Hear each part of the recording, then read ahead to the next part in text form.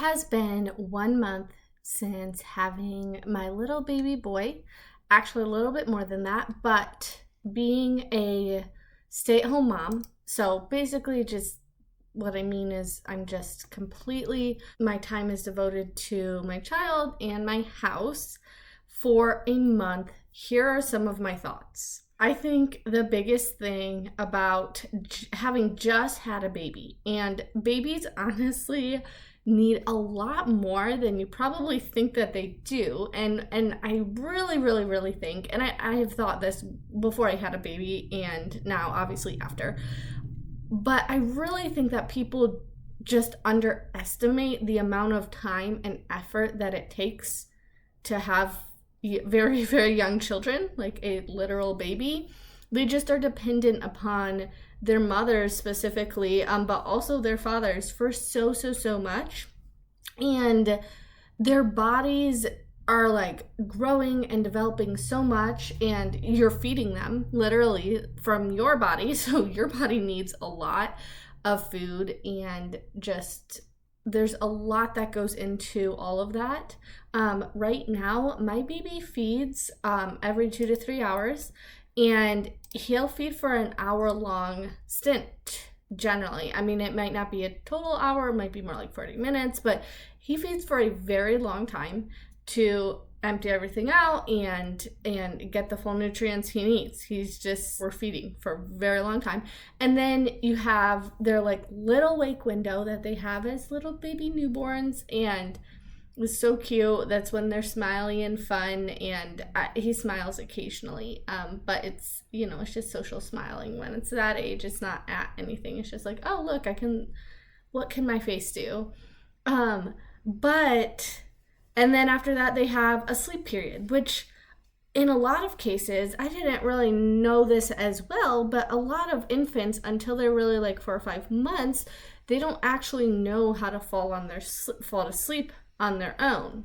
They kind of need a lot of guidance with that. So that's why people will be like, oh, you got to rock your baby to sleep, or, like you rock them and you put a pacifier in your mouth. And so a lot of this first month has been trying to teach the baby ways so that way in the future, once they do reach 5 months, 6 months, 7 months, they figure out, oh, like I suck on my pacifier and listen to music and hear my sound machine before I go to bed. Like you're trying to gradually incorporate those sleep cues into their schedule so that way they know, oh, like this is how we fall asleep. But they don't really know that when they're babies. They just get to a point where they're overtired and fussy, and then it's really hard to get them to sleep once they're overtired. But that takes a lot of time too, just getting them to get the good amount of sleep that they're supposed to be getting.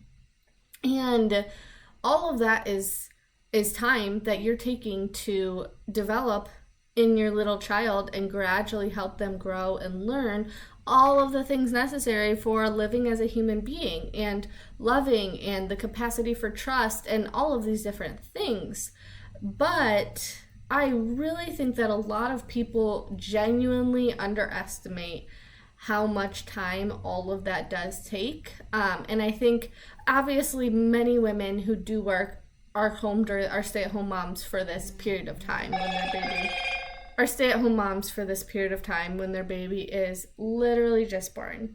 But even as they grow older, I am sure that there's still a lot of things that you're still trying to train and help your baby to understand about the world, and reading books to them and helping them, develop in their fine motor skills and everything, that I think people just underestimate the influence that mothers and even fathers have.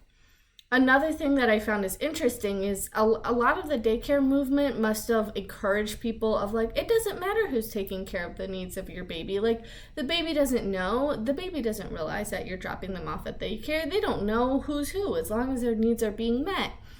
And what's interesting about that is I actually grew up in a family where it was like my dad was a nurse and my grandma was a nurse and my opa was a doctor, like people in the medical community, my point was, in the family. And so we all knew that like infants can literally smell human beings and tell who's the difference and who's mom, who's dad, and all of that. pulled away. So this is another day.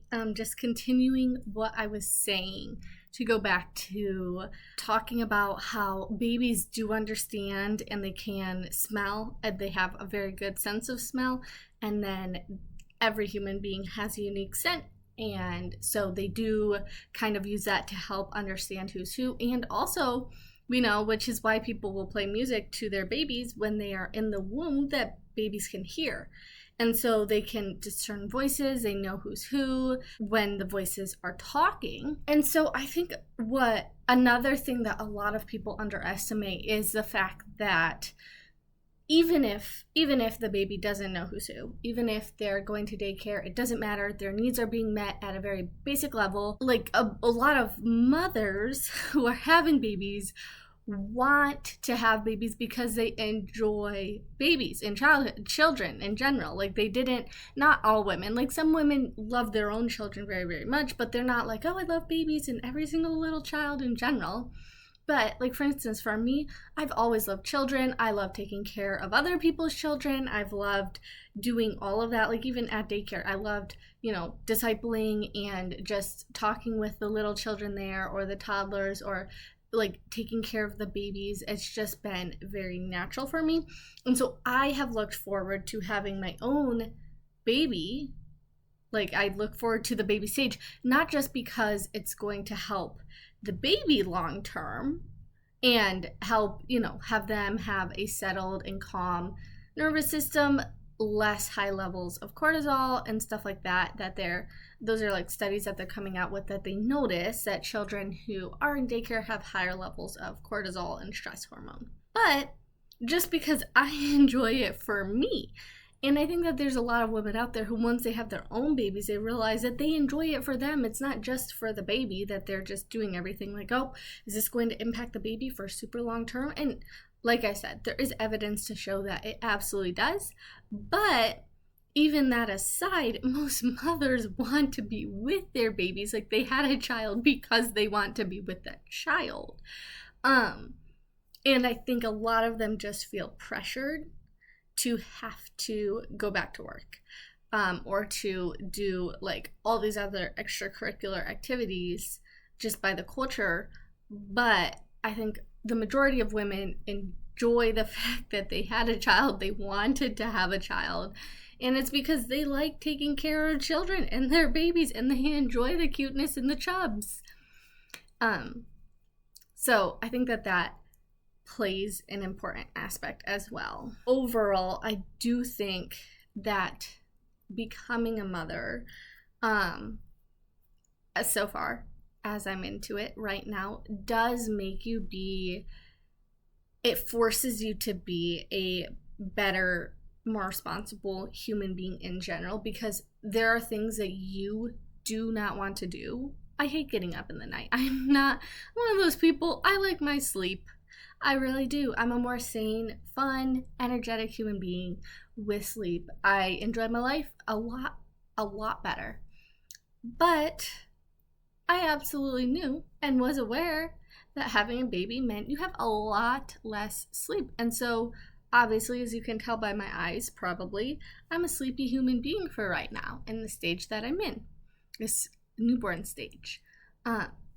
But I do think that really, like, I don't like getting up in the night. I don't like doing that. And yet, my baby eats for like a long period of time. So that means I get up in the night when I don't want to, and I'm like, I am exhausted. I don't know how I am going to do this.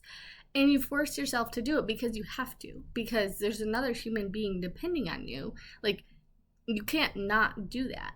And I think that I guess there's people who would, shirk their duties in mother or fatherhood, but overall, for the most part, I think it really, really forces you and pushes you to have to do things that you don't want to do, or that are hard, or that you're not thrilled about, in order to just literally keep going on with your day.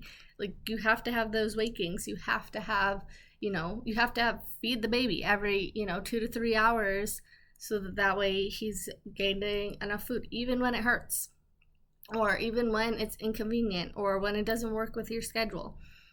And so I do think that there is just such a value that comes with doing that, with that isn't there in other aspects of life. Now, with a job, there is a certain element of that, of like, okay, you have your job, you know, people depend on you, but you're also dealing with adults who can understand rationality, like, especially when you're taking care of children, especially young children. Like, they don't understand what you're saying. You just have to do your job. That's just it. Like, you can't sit there and be like, hey, listen, could we put this off an hour because I really have an appointment that I made that I need to like, nope, there's no doing that. There's, okay, we're feeding you right now at this appointment. So I think that that adds another extra element of just maturing, and not that I'm the most mature person in the world, but I do think that people who take the time with their children, who really are intentional with them, do in general become more mature and healthy adults as well, that continue to contribute in other ways to society as well. Like, mothers aren't doing the huge task of bringing up children, but in a lot of cases, most mothers are serving their community in other aspects as well. A lot of them are, whether that's their churches or at their libraries or their homeschool co-ops or just in the community in general. A lot of mothers do partake in a lot of those things and keep items like that running. Thank you guys so much for watching this video. If you enjoyed this content, please give it a thumbs up and don't forget to subscribe. Thanks.